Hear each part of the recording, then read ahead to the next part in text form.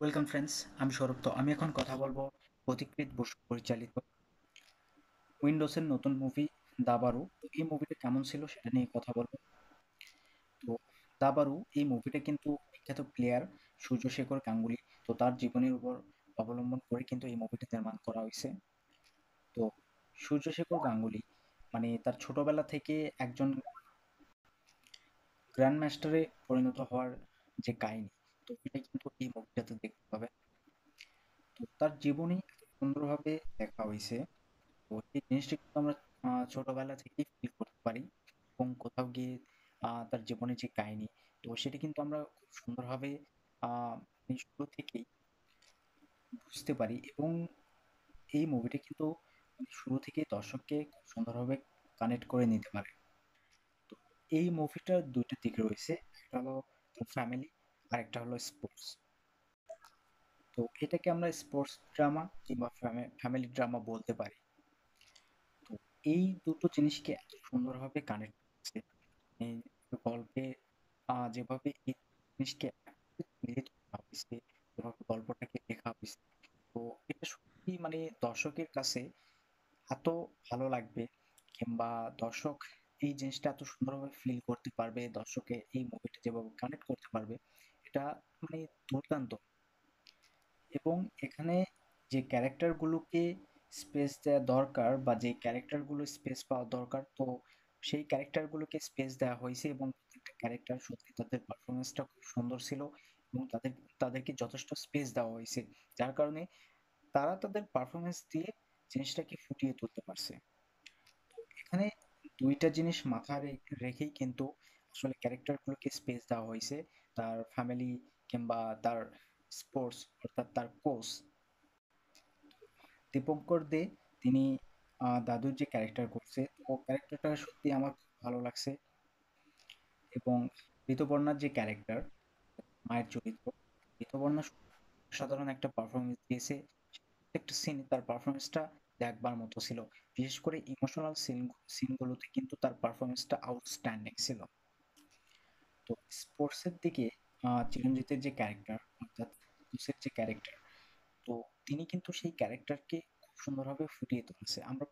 আমরা প্রত্যেকেই জানি যে প্রত্যেকটা গেমে মানে কোচের যে ভূমিকা, একজন কোচের যে ভূমিকা সেটা কিন্তু সত্যি খুবই গুরুত্বপূর্ণ প্রত্যেকটা প্রত্যেকটা গেমের জন্য।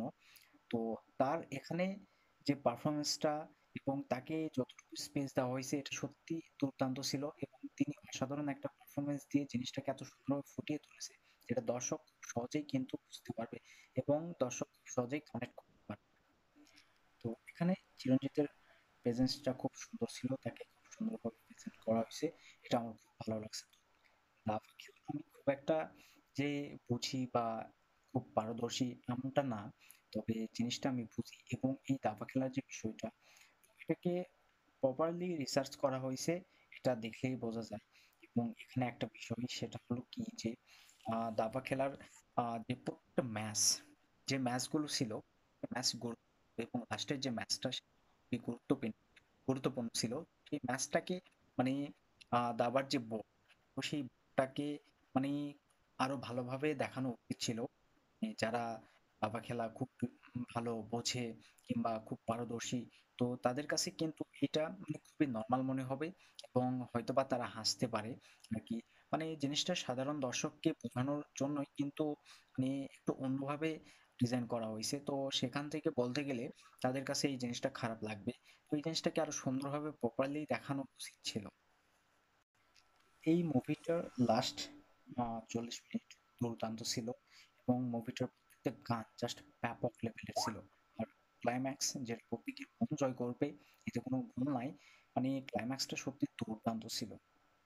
তো এই মুভিটাতে আমাদের খুব পরিচিত চেনা জানা একটা পাত্র কিন্তু ইউজ করা হয়েছে, যে প্রত্যেকটা বাচ্চা মানে প্রত্যেকটা ছেলেমেয়ে তাদের ভবিষ্যতের জন্য তাদের বাবা-মা কিন্তু খুব কষ্ট করে এবং তারা চায় যে ডাক্তার, ইঞ্জিনিয়ার মানে এই সমস্ত কিছুই কিন্তু তারা চেয়ে থাকে যে তাদের বাচ্চা এ মানে ডাক্তার হোক কিংবা ইঞ্জিনিয়ার হোক, একটা কিছু হবে। কিন্তু আসলে প্রত্যেকে তো ডাক্তার, ইঞ্জিনিয়ার হবে না। তো প্রত্যেকের মানে আ ভালো লাগার কোনো একটা কিছু থাকে বা প্রত্যেকের কিন্তু পছন্দের একটা কিছু থাকে যেটাতে সে খুব বেশি পারদর্শী। সেটা পড়াশোনা হোক কিংবা তার বাইরে কোনো কিছু, সেটা যেকোনো কিছু হতে পারে। সেই বিষয়টাতে সে খুব বেশি পারদর্শী এবং সেটাই তার কাছে খুব ভালো লাগে। সেই জিনিসটাকে সে ভালোবাসে। তো এই জিনিসটাকে এখানে খুব সুন্দরভাবে রাখা হইছে।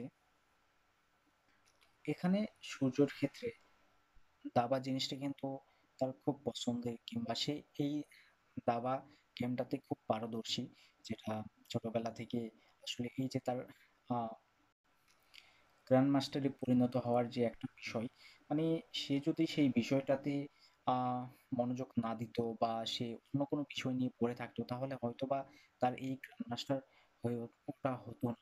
মানে আমরা প্রত্যেকেই জানি প্রত্যেকের মধ্যে মানে একটা প্রতিভা আছে যেটাতে সে খুব পারদর্শী, কিন্তু সেই জিনিসটাকে নিজের ভিতর থেকে বের করে নিয়ে আসতে হবে। এবং কোথাও গিয়ে একসময় অনেকের জীবনে এই জিনিসটা বের হয়ে আসে, অনেকের হয়তো বা কোনো না কোনো কারণে সেই জিনিসটা কিন্তু ভিতরেই চাপা পড়ে থাকে। এখানে এই জিনিসটাকে খুব সুন্দরভাবে দেখানো হয়েছে, আর আমার এটা সত্যি খুব ভালো লাগছে যে এই জিনিসটাকে, এই বার্তাটাকে এখানে আবার প্রত্যেকে মনে করে দেওয়া দেওয়া হয়েছে আর কি। তো সত্যিকার অর্থে বলতে গেলে এই মুভিটা দুর্দান্ত ছিল, আমার কাছে যথেষ্ট ভালো লাগছে। এই মুভিটাকে যেভাবে দর্শকের সামনে নিয়ে আসছে, একদিকে পরিবার, একদিকে দাবা, তো এই দুইটা জিনিসকে একত্রিত করে দর্শকের সামনে যেভাবে তুলে ধরছে, এটা সত্যি খুব খুব ভালো ছিল। আর কিছু খুঁটিনাটি অবশ্যই খারাপ দিক আছে এই মুভিটাতে, সেটা অবশ্যই মুভি দেখতে বুঝতে পারবে। খারাপ দিক নিয়ে আসলে বলাটা ঠিক হবে না।